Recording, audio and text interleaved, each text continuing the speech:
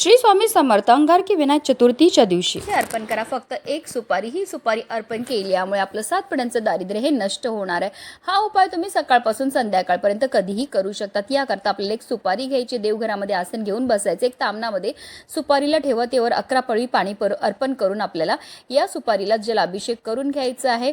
त्यानंतर आपल्याला एक लाल रंगाचा कपडा गणपती बाप्पांसमोर ठेवायचं. या सुपारीला आपल्या उजव्या हातामध्ये घ्यायचं आणि 11 वेळा आपल्याला गणपती अथर्वशीर्षमचं पठण करायचं. त्याचबरोबर 108 वेळा आपल्याला ओम गण गणपतये नमः या मंत्राचा जप करायचा. आपल्या मनातली इच्छा बोलून ही सुपारी आपल्याला त्या लाल रंगाच्या कपड्यावर ठेवायची. या सुपारीला हळद कुंकू अक्षदा अर्पण करून घ्यायचे. संपूर्ण दिवसभर ही सुपारी आपल्याला त्या लाल रंगाच्या कपड्यावरच ठेवायची. संध्याकाळी या सुपारीची आपल्याला त्या लाल रंगाच्या कपड्यामध्ये ठेवून पोटली बांधायची आणि अशी ही अभिमंत्रित सुपारी आपल्याला आपल्या पाकिटामध्ये किंवा आपल्या घरामध्ये जिथे आपण धन ठेवतो तिथे ठेवायचं. असं केल्यामुळे आपले दारिद्र्य दूर होतं.